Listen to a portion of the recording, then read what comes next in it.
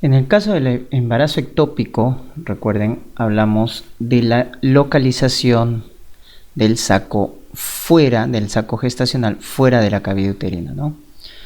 Esta es la causa más frecuente, causa más frecuente de mortalidad en una gestante en el primer trimestre.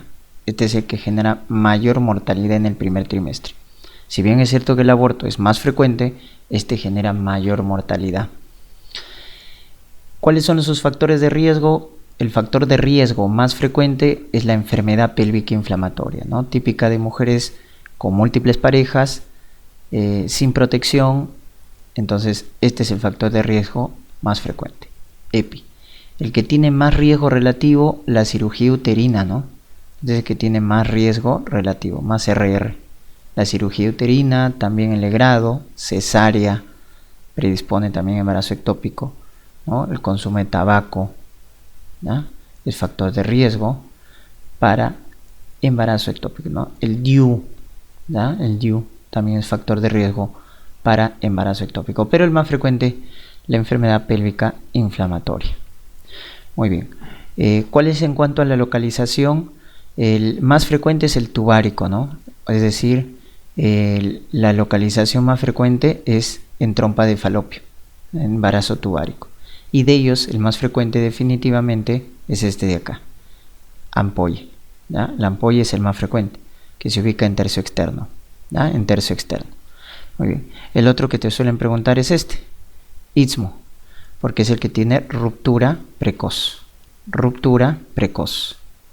Pero si te dicen ruptura tardía, ¿ahí quién es? El intersticial, ¿verdad? El intersticial tiene ruptura tardía. Ruptura tardía. Pues se rompe entre las 8 y 16 semanas. Y también te pueden decir el que puede llegar a término, el abdominal, ¿no? El abdominal puede llegar a término, ¿ya? El abdominal puede llegar a término. Ya está. Entonces acuérdate de esos embarazos fuera de la cavidad uterina que tienen importancia. Muy bien.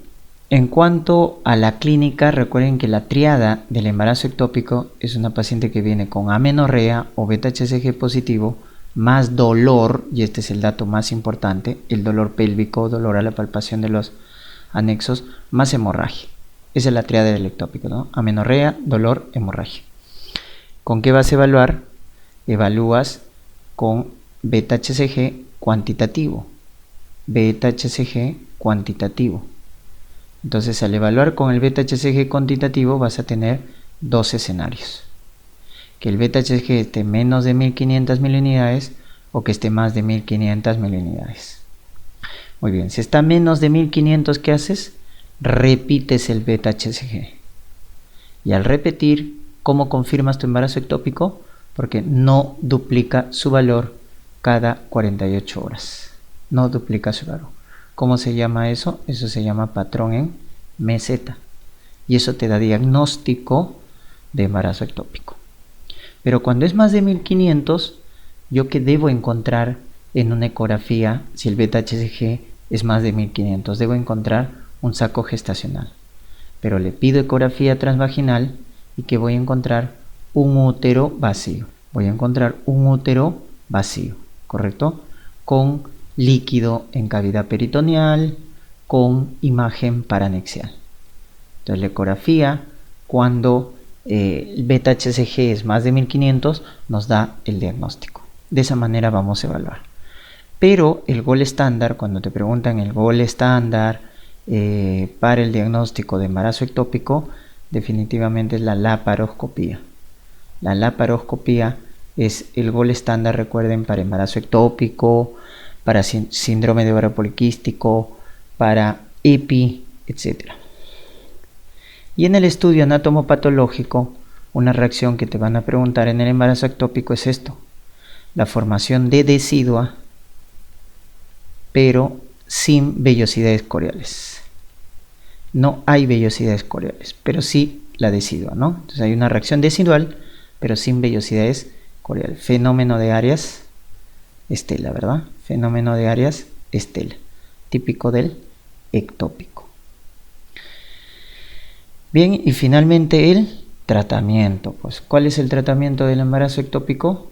El tratamiento del embarazo ectópico, entonces, va a depender de la estabilidad hemodinámica de la paciente, ¿ya? Entonces, si tienen un embarazo ectópico y la paciente está inestable, ¿y por qué está inestable?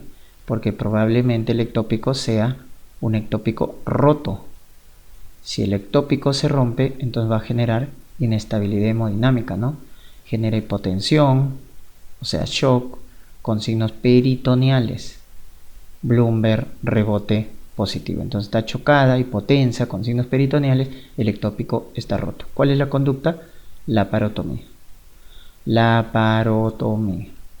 Porque está inestable.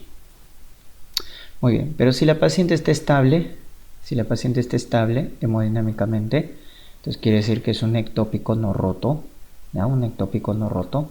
Entonces, ¿qué le puedo ofrecer al paciente? Le puedo ofrecer el manejo médico, ¿ya? El manejo médico es con metotrexate. Pero aparte de que esté estable, debe cumplir otros criterios para darle metotrexate, como saco pequeño, menos de 4 centímetros, que no debe haber líquido en la cavidad peritoneal, y también que el embrión no tenga latidos. Entonces, si cumple esos criterios de inclusión, saco pequeño, ausencia de líquido, acárdico estable, puedo dar metotrexate. Pero si no cumple estos criterios de inclusión, si estos no se cumplen, entonces hacemos laparoscopía. Si no cumple esos criterios de inclusión. En la laparoscopía, entonces, tenemos dos procedimientos diagnósticos: la técnica conservadora y la técnica de resección. La conservadora, como su nombre lo indica, conserva la trompa. Se llama salpingostomía. Conserva la trompa. Resecas, salpingectomía. ¿No? Sacas la trompa. ¿Cuándo vas a hacer salpingostomía? Cuando el saco es pequeño y no hay mucha reacción fibrótica. Cuando va a ser resección, cuando el saco ya es grande y hay mucha fibrosis. Ahí hacemos salpingectomía.